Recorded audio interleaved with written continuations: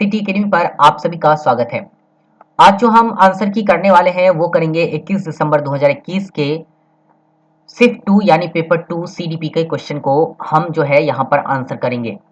तो जो 21 दिसंबर 2021 को जो अभ्यर्थी परीक्षा दिए थे पेपर 2, वो सभी अभ्यर्थी अभी जुड़ जाएंगे। उसका हम सिर्फ सीडीपी का ही करने वाले हैं। जब हम सीडीपी कंप्लीट खत्म कर लेंगे तो पुनः आपका जो है एसएसटी और उसके बाद मैथ साइंस का भी शुरू करेंगे। हिंदी, इंग्लिश और संस्कृत भी आपको धीरे धीरे करके मिलता चले जाएगा।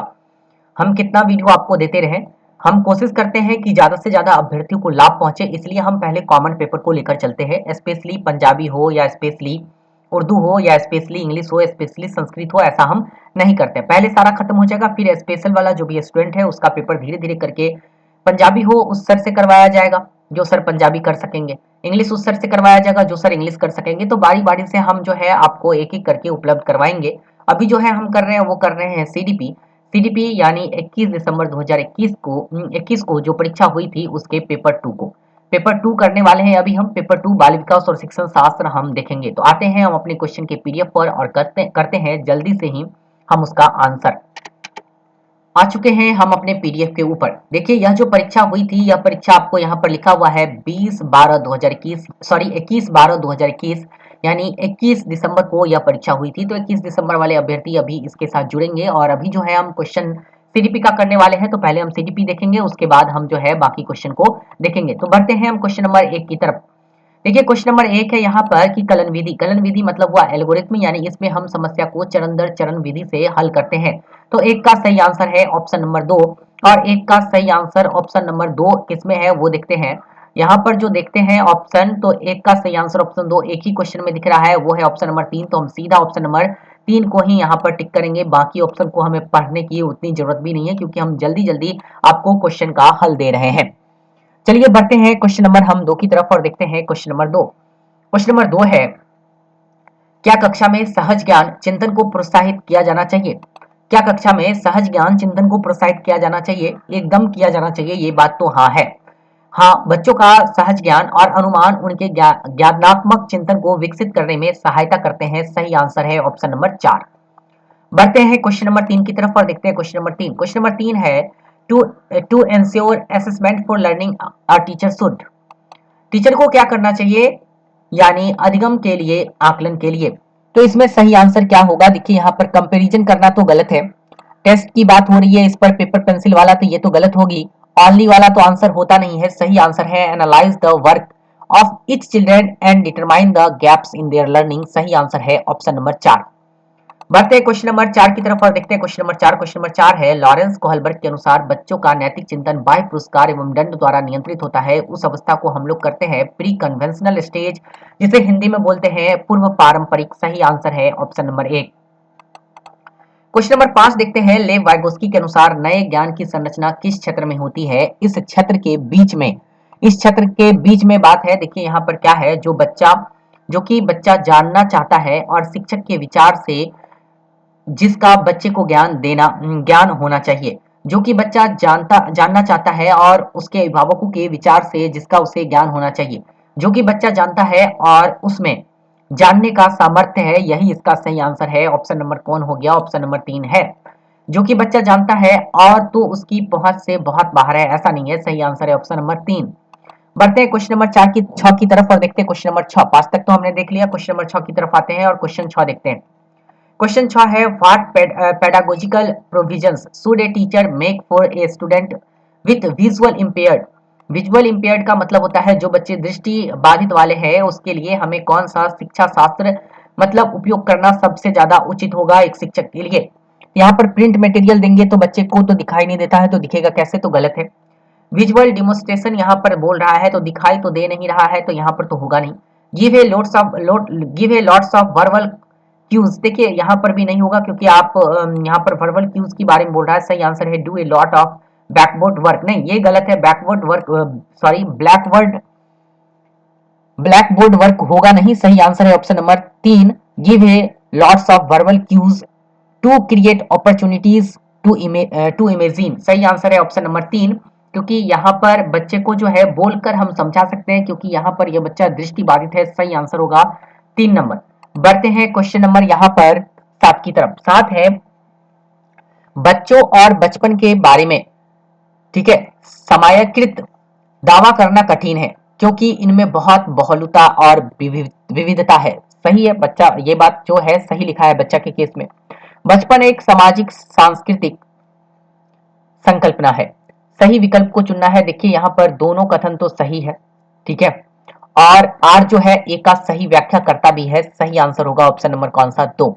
बढ़ते हैं क्वेश्चन नंबर 8 की तरफ। 8 है जीन प्याजे के सोपान का सही क्रम क्या होगा? सही क्रम बोल रहा है तो सबसे पहले संवेदी गामक आता है और संवेदी गामक है ऑप्शन नंबर 2 में, तो सही आंसर होगा ऑप्शन नंबर 2। क्वेश्चन नंबर देखते हैं 9 में। प्रतिभाशाली विद्यार्थी की पहचान कैसे की जा सकती है? प्रतिभाशाली बच्चा है यहाँ पर तो चुनौतीपूर्ण कार्यों के लिए तत्परता द्वारा, बिल्कुल सही है। किसी बाहरी अभिप्रेरणा के बिना काम करने की अक्षमता द्वारा, यहाँ पर काम करने की अक्षमता की बात हो रही है, इसलिए मेरे अनुसार से ये गलत है।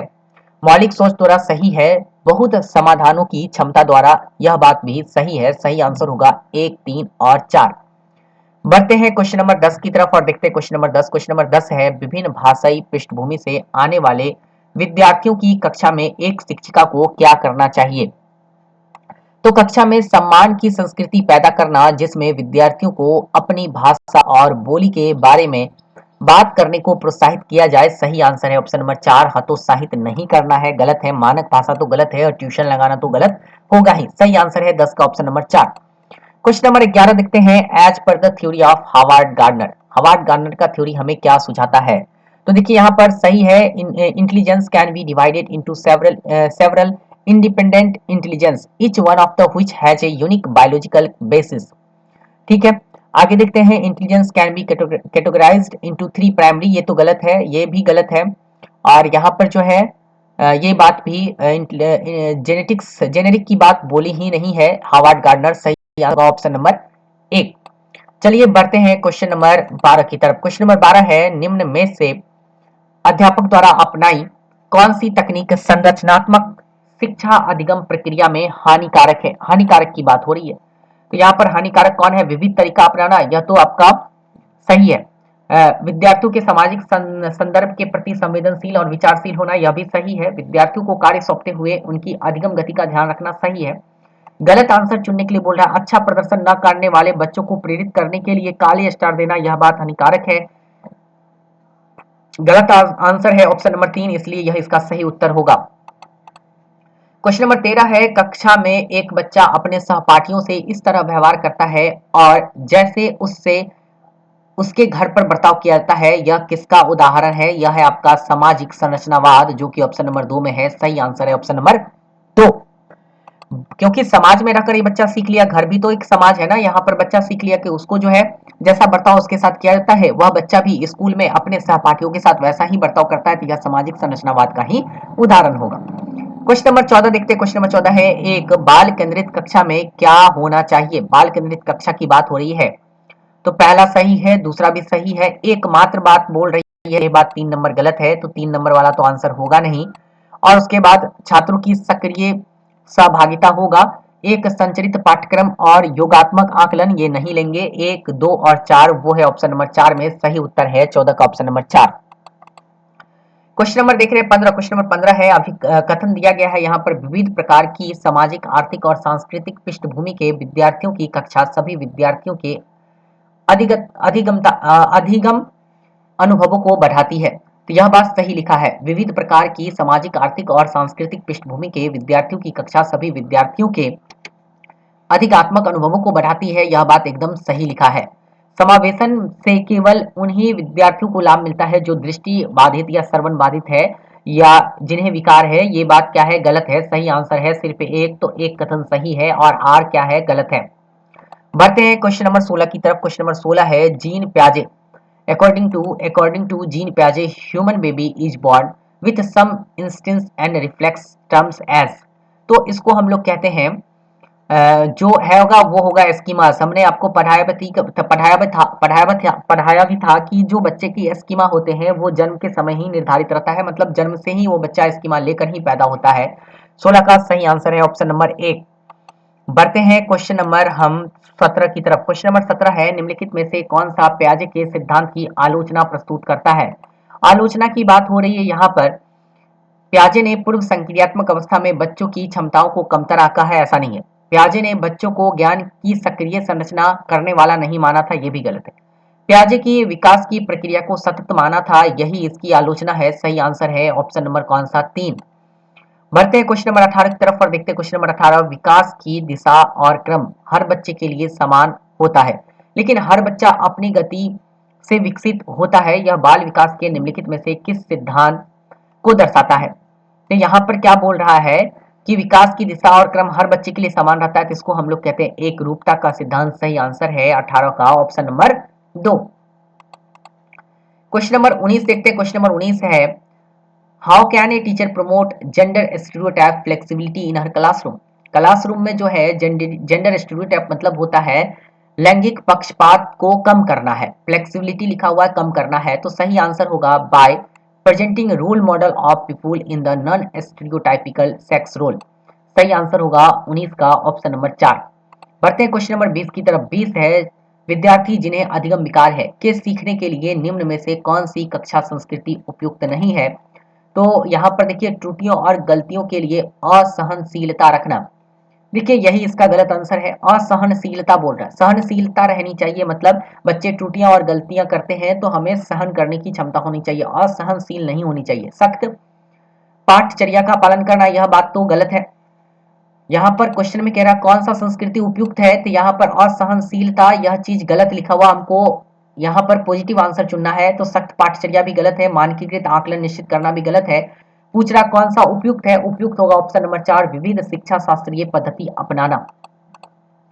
क्वेश्चन नंबर 21 देखते हैं। क्वेश्चन नंबर 21 कह रहा है यहाँ पर कि दृश्यों के एक संग्रह का इस्तेमाल करने और उसके बाद अधिगमकर्ताओं के पूर्व अनुभवों के आधार पर चर्चा करना अधिगमकर्ताओं के संकल्पनात्मक समक्ष को बढ़ावा देता है।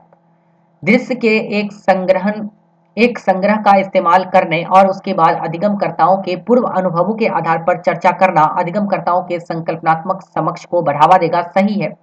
अधिगमकर्ताओं उन्हें दी गई सामग्री क्रियाकलापों के आधार पर उनके मौजूदा विचारों को नए विचारों में जोड़कर सक्रिय रूप से उनके ज्ञान की संरचना करते हैं। सही है, दोनों कथन सही है और कथन आर सही व्याख्या भी करता है एक ही, तो सही ऑप्शन होगा आंसर नंबर 2। बढ़ते हैं क्वेश्चन नंबर 22 की तरफ। द 22 में पूरा the holistic 360 degree multi dimensional report suggested by national education policy 2020 purposes, तो इसका जो सही आंसर होगा वो होगा inclusive of self assessment and peer assessment. सही उत्तर है ऑप्शन नंबर 22। ग्रेडिंग करना गलत है, मेमोराइजेशन गलत है, समेटिव असेसमेंट भी गलत है। बढ़ते हैं क्वेश्चन नंबर 23 की तरफ। क्वेश्चन नंबर 23 है, what do error in student work indicate? बोल रहा है कि बच्चे जो गलतियां करते हैं वो हमें क्या बताता है? तो ये हमें बताता है, पहला देखते हैं स्टूडेंट इनएबिलिटीज गलत है, स्टूडेंट डीमोटिवेटेड गलत है, स्टूडेंट इनफेरियर कॉग्निटिव कैपेबिलिटीज ये गलत है, कैपेबिलिटीज नहीं है। सही आंसर होगा option number 3 students thinking is, ठीक है, ये वाला जो आंसर देख रहे हैं ऑप्शन नंबर 3 यही इसका सही आंसर है। ठीक है, चलते हैं बढ़ते हैं क्वेश्चन नंबर 24 की तरफ। 24 है, अधिगम हेतु एक प्रेरक वातावरण देने के लिए शिक्षक को क्या करना चाहिए? सही आंसर है यह मानना चाहिए कि भावनात्मक और संज्ञानात्मक पहलू एक दूसरे को प्रभावित करते हैं। सही आंसर है ऑप्शन नंबर 2। बढ़ते हैं क्वेश्चन नंबर 25 की तरफ। क्वेश्चन नंबर 25 है, अधिगम व्यक्तिगत और पर्यावरणीय कारकों से महत्वपूर्ण रूप से प्रभावित होता है। इस संदर्भ में निम्नलिखित में से कौन सा कथन सही है? सही वाला कथन चुनना है, तो सही कथन होना चाहिए, देखिए रुचि और समुदाय दोनों पर्यावरणीय कारक है, नहीं, रुचि तो आपका अपना कारक है। उम्र और विद्यालय दोनों पर्यावरणीय, गलत है, उम्र तो आपका पर्यावरणीय नहीं है, व्यक्तिगत कारक है। कक्षाई शिक्षा शास्त्र और अवधान व्यक्तिगत कारक है, जी नहीं। अभिरुचि और अभिवृत्ति दोनों व्यक्तिगत कारक है। सही आंसर है ऑप्शन नंबर 4। क्वेश्चन नंबर 26 है, अगली पीढ़ी के क्वेश्चन नंबर 26 पहले लाते हैं। हाँ, अपनी पीढ़ी से पहली बार स्कूल जाने वाले विद्यार्थियों की शिक्षा के लिए एक शिक्षिका को क्या करना चाहिए? तो यहाँ होना चाहिए इनकी संस्कृति का सम्मान करते हुए इन्हें स्कूल की भाषा व संस्कृति से परिचित करवाना चाहिए। यही इसका क्या है, सबसे सही उत्तर है। सही आंसर है 26 का ऑप्शन नंबर 4। बढ़ते हैं क्वेश्चन नंबर 27 की तरफ, देखते हैं क्वेश्चन नंबर 27 बोल रहा है यहाँ पर एक सामाजिक संरचनावादी परिप्रेक्ष्य में अधिगम व ज्ञान, यहाँ पर जो सही आंसर है वो ऑप्शन नंबर 2 शिक्षिका की मदद से विद्यार्थियों द्वारा सह संचरित होता है। 27 का सही आंसर है ऑप्शन नंबर 2। क्वेश्चन नंबर 28 देखते हैं, which of the following statement is a correct explanation of the process of socialisation of a child. Correct बोल रहा है तो इसमें सही आंसर होगा वो होगा children's development is a complex interplay of hereditary and environmental factors. सही आंसर है ऑप्शन नंबर कौन सा, वो है ऑप्शन नंबर 4। बढ़ते हैं यहाँ पर, देखिए कंप्लीटली बोल रहा है सोशल, ये गलत है। यहाँ पर ये भी है डिफिनिट रिजल्ट अनफोल्डिंग वाला जेनेटिक्स मटेरियल, ये भी गलत है। बढ़ते हैं क्वेश्चन नंबर जो है 29 की तरफ। क्वेश्चन नंबर 29 है, children learn in diverse way not in diverse way. देखिए यहाँ पर सही आंसर है स्पाइरल वे में ही बच्चा सीखता है, लीनियर वे में बच्चा नहीं सीखेगा। सही आंसर ऑप्शन नंबर 3। हमने आपको पढ़ाया था स्पाइरल करिकुलम वाला, ऐसे वाला करिकुलम, ऐसे वाला फिगर याद करना बेटा, हमने आपको ऐसा वाला पढ़ाया था ब्रूनर के सिद्धांत में। स्पाइरल करिकुलम से ही बच्चा सीखता है, पहले बेसिक चीजों को सिखाएंगे फिर धीरे धीरे एडवांस की तरफ बढ़ेंगे, लेकिन लीनियर वे में बच्चा नहीं सीखता है। तो सही आंसर है 29 का ऑप्शन नंबर 3। बढ़ते हैं क्वेश्चन नंबर 30 की तरफ और देखते हैं क्वेश्चन नंबर 30। क्वेश्चन नंबर 30 कह रहा है यहाँ पर कि विद्यार्थी के सार्थक शिक्षण के लिए उत्साहित करने के लिए उन्हें उद्देश्य रूप में डाइस के स्थान पर डाइस प्रेरित करना चाहिए। किसके स्थान पर डाइस के लिए प्रेरित करना चाहिए, तो उपलब्धि के आधार पर उद्देश्य के लिए प्रेरित करना चाहिए।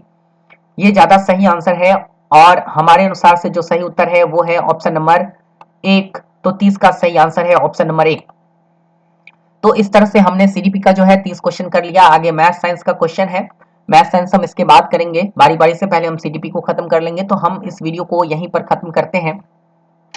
अगर आपको यह वीडियो पसंद आया है तो आप दोस्तों के बीच शेयर कर दीजिए, ठीक है, और लाइक कर दीजिए। चैनल पर नए हैं तो सब्सक्राइब कर दीजिए।